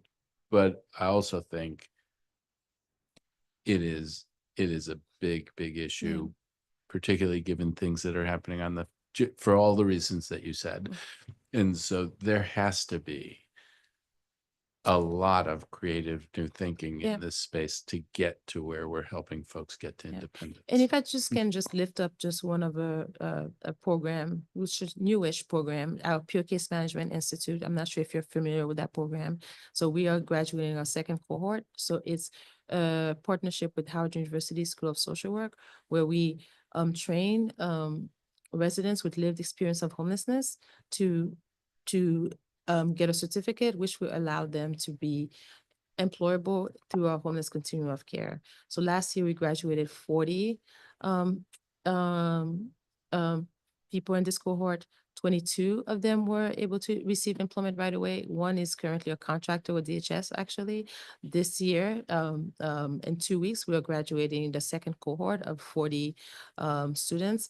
Our team was a winner of the KFITS Award this year, so just kind of put a plug for them. It's a successful model, and we are looking at how we'll continue. It's in our budget to continue this program, to have a cohort each year, and we're also looking at other initiatives that will lead to successful employment.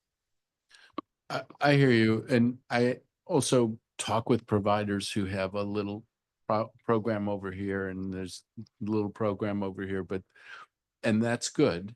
And we need to see the kinds of things that are working. But this is, again, one of those things that we have to bring a kind of urgency to in the coming year, that the data reflects hasn't been there to date. Otherwise, we would have been getting better results. So we're not, we got a little bit of distance to go, but the light is at the tunnel. I think that I've made my point about how important this is to me, and I hear also from you. One question about rapid rehousing for individuals. How much does the proposed budget project spending on case management for RRH1 in FY 26? you said case management? Case Or altogether? management, case management. About almost 6 million, it's 5.9 million. For case management, because case. Oh, I'm sorry, no, that's rent and case management. I don't know if I have the breakdown between rent and case management. Do you? Yeah, that's the total cost That's the of our total cost, contract. yeah. We'll need to get the rental split, Yeah. for you. Okay, so you'll get that for us. You shared in your response that you want to unwind the TGNC workforce development grants because they're not aligned with the core mission of DHS and better led in collaboration with the district's workforce development strategy. To where, if anywhere, in the proposed budget were those funds moved? They were just removed from our budget. They were not moved. They're not moved, but, Mhm. and, I mean, the idea is maybe it's a worthy thing to be doing, but it should be done elsewhere, but it's not gonna be done anywhere and under the current budget. Not in the DHS's budget, no. But in but the question is, do they turn up someplace else so that it continues, but just not under DHS? And as far as you know, no. Yeah, as far as I know. But we reached out to, we working with DOES so that to ensure so that we can help connect the young people who were connected to TGNF program to DOES programs. I mean, was there any concern about the performance of the grantees, or is it just that it wasn't part of your core message? So I think, so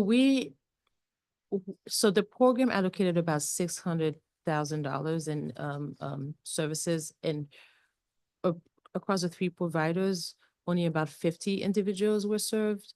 We do, based on the providers' feedback, that is, it's very intensive to serve the clients, but we would have liked to see better outcomes in terms of number of people served across the 3 providers for $600,000. But it's also, but at the root of it is that we felt, because there were some trade-offs that needed to happen in this difficult budget year, this was not in our core mission. And there is some effort with DOES to try to get them to pick up, if it's 50 people who were served, for Yes. them to be served in some other way Yes. through DOES programs. Yes. How did you talked about the 600,000 in grants, 50 participants, so 12,000 per participant. How do you measure performance? I mean, do you have metrics about how many people were connected up to work, for example? So number of people served and number of people connected, that's how we would want to measure performance. Whether it was explicit in the grant agreement, I would have to review.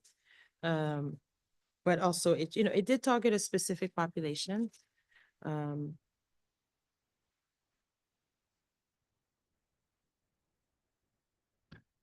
Okay, and I mean, it looks like on May 19th, you informed the committee that you were freezing the work and payment under the TGNC grants pursuant to a March mayor's order requiring certain cuts. They're the only grants which the committee received to stop work notification. Does the freezing of these grants come after a denial of a waiver from OCA? Did you want to continue them and you weren't able to, or was this a consensus decision between you and OCA? It was a consensus decision. How many, is it 50 youths who are being served at the time of the freeze? That's correct. And do you have any indication from DOES about which programs these kids might be picked up in? No, not yet. And as far as you know, has DOES or DOES partners have made contact with these affected youth? Not as far as I know. Okay.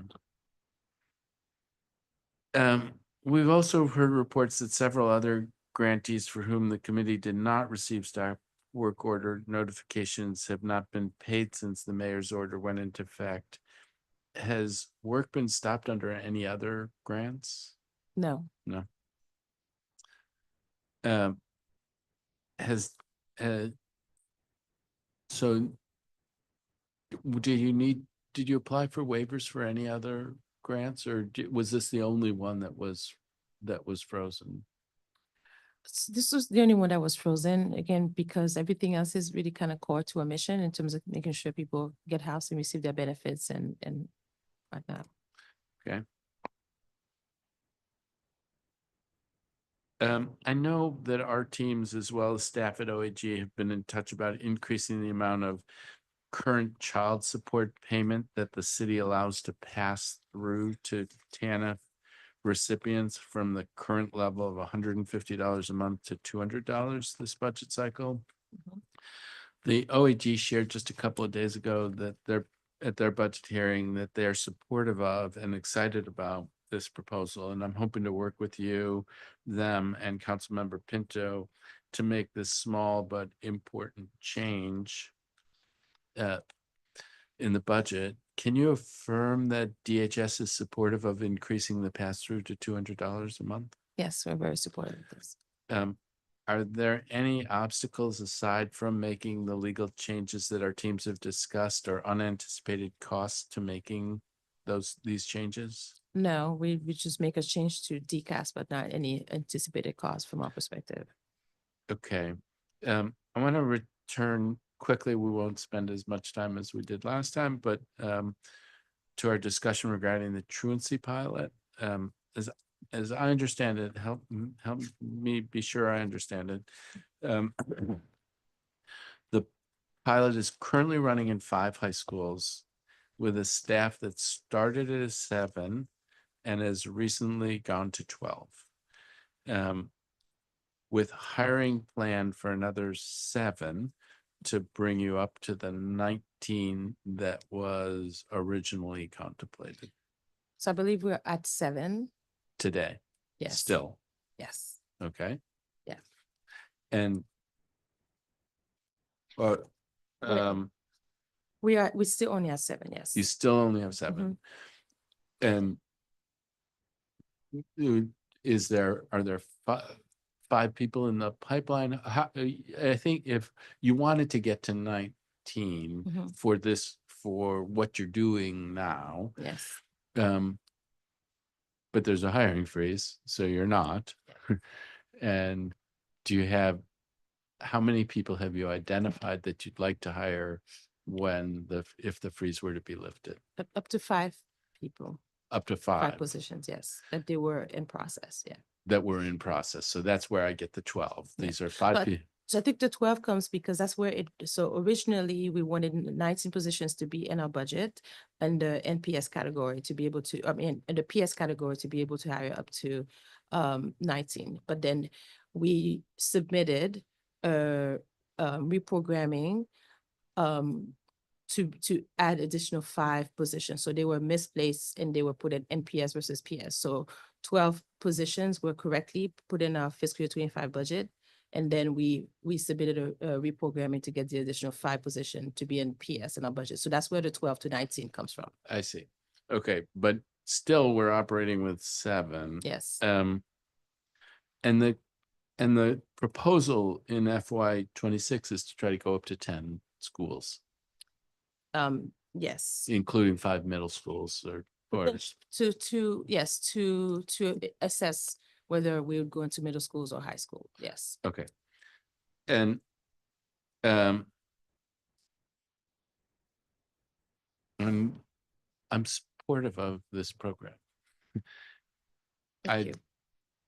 You can imagine, like, we're doing 5 with 7 with 7 people, and it's not fair to be imposing too much on 7 people, but the idea that 7 people did 5 schools, and then we want to go to 10 schools and we'd go to 44 people, seems, I don't get it. No, so if at full funding, I think we would go to 39 folks because we want, Hmm. so it's 47. Mhm. Yeah, so I would have to just review the staffing. I actually thought it was anyway, so we'll review. So it's not just case managers. So, whenever you scale up, you also need some support staff. So supervisors, program managers, some data analysts and so forth. So, so we do have a staffing plan that gets us to 47. Okay, so, I mean, You want to talk about that? um, I just said, it's a marker Yeah. that for me, as I look at this, I want to expand to 10 schools, but I do have an eye on responsibly scaling up. And so it looks like more than would be needed to double the number of schools that we're doing. So I just want to be transparent Yeah. about that. I just want to also add, we phased in schools this year, right? So we didn't open 5 schools in the beginning of the fiscal year, in the beginning of the school year. The last school was phased in February of this year. This year, we would definitely need more staff to start all 5 schools on day 1. So we're hoping to be able to continue the hiring this summer. So even if we did not scale, we would not be able to continue the same work with just 7 staff and 5 schools. Yeah, I So mean, today though, you can't hire. today we can hire. We submitted a waiver and we're waiting for that waiver to be approved. So we're hoping that hiring will start. And so we are pulling from other programs to be able to support this work, like the data analytics and so forth is getting pulled from other staff, but then we had budgeted to have, owned, analyst team, not just case managers, to be able to really review the data. Okay, so well, let's continue to have conversation about this. I think that I just have a hard time as a practical matter. I'm supportive. I thought that the report was great, and I think in terms of tangible results, there were 5 kids who had completed the program, and it's positive. And frankly, the part about it where we are getting the texture of the situations, even if it's not getting us the results, is important. So I share the importance, but I just have a hard time seeing the 0 to 60 on a pilot that you had to provide a report on. But I always thought that the requirement to provide a report at this stage in the process wasn't realistic in the first place. And then to make this commitment to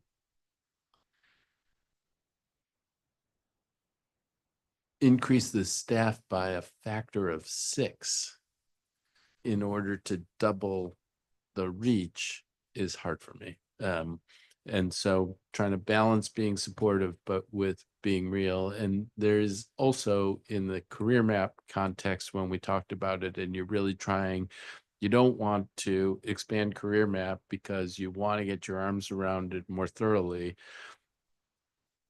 That I don't want to be too challenging of you on that idea, but then there's a contrast to this situation. So,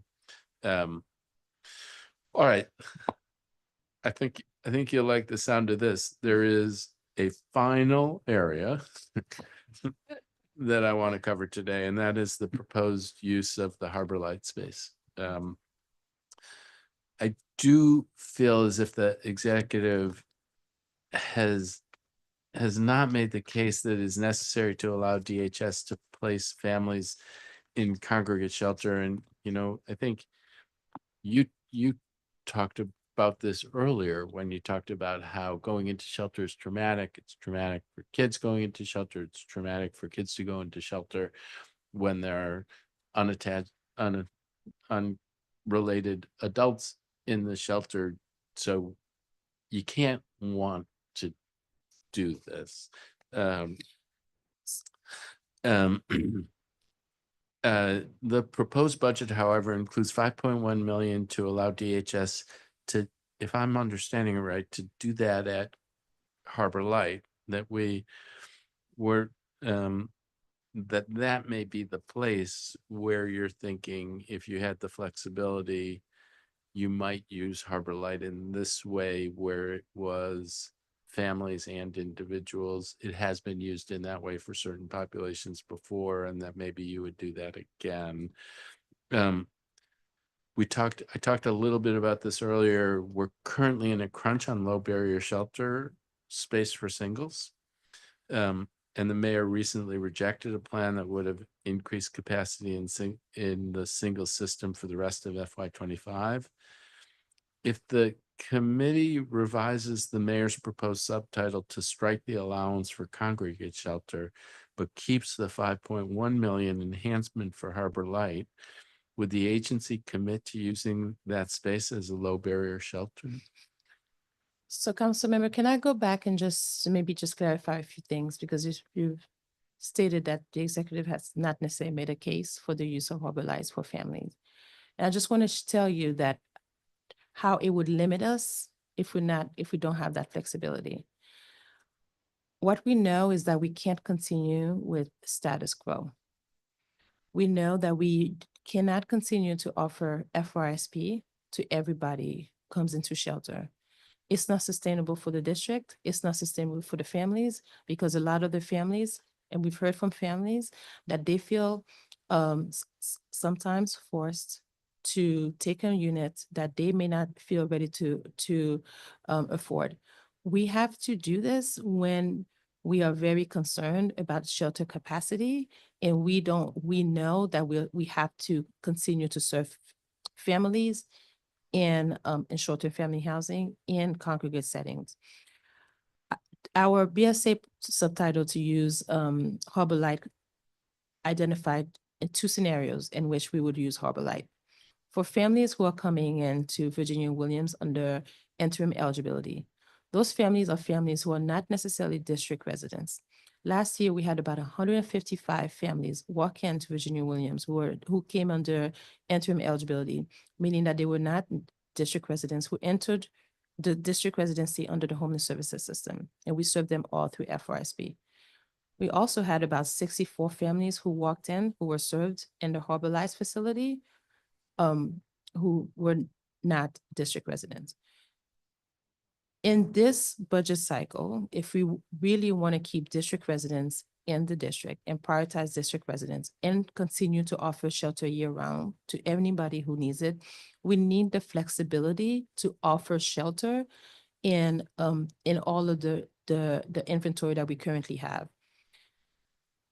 Having this in the BSA subtitle gives us that flexibility, whether it's something that we use at the last minute, or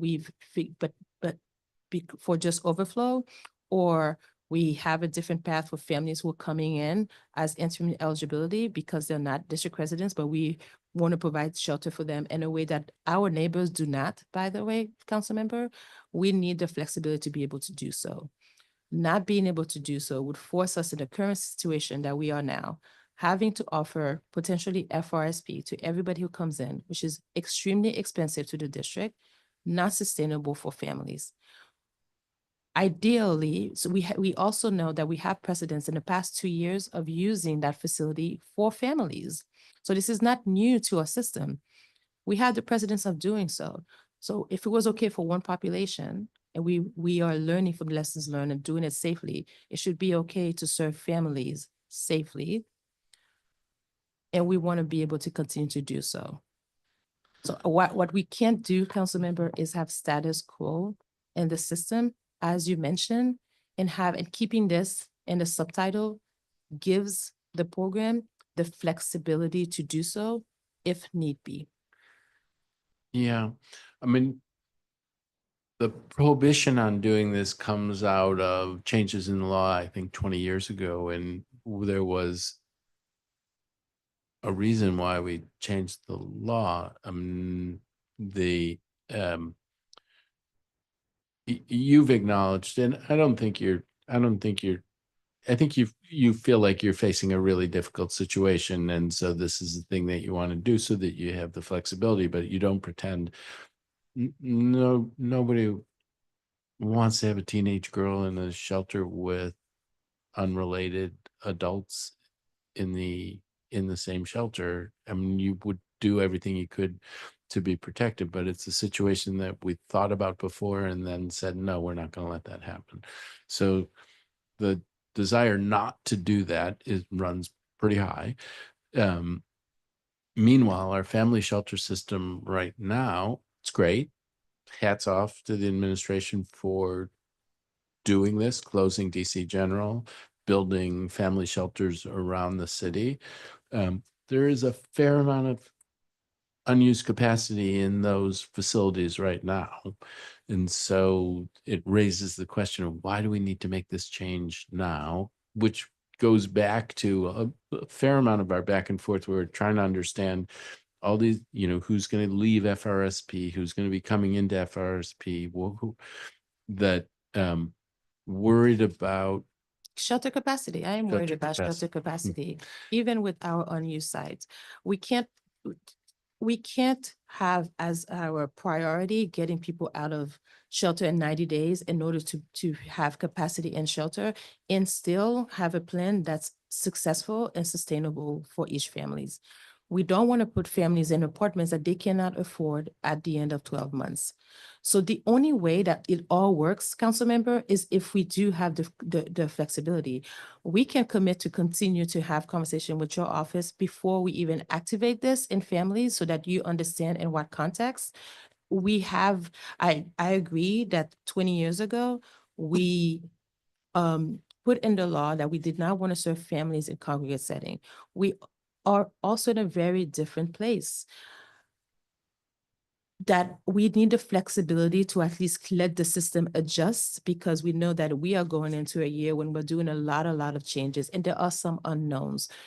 We have different urgencies and we're going to put different priorities, but there are a lot of unknowns. Keeping this subtitle allows us the flexibility to deal with the unknowns.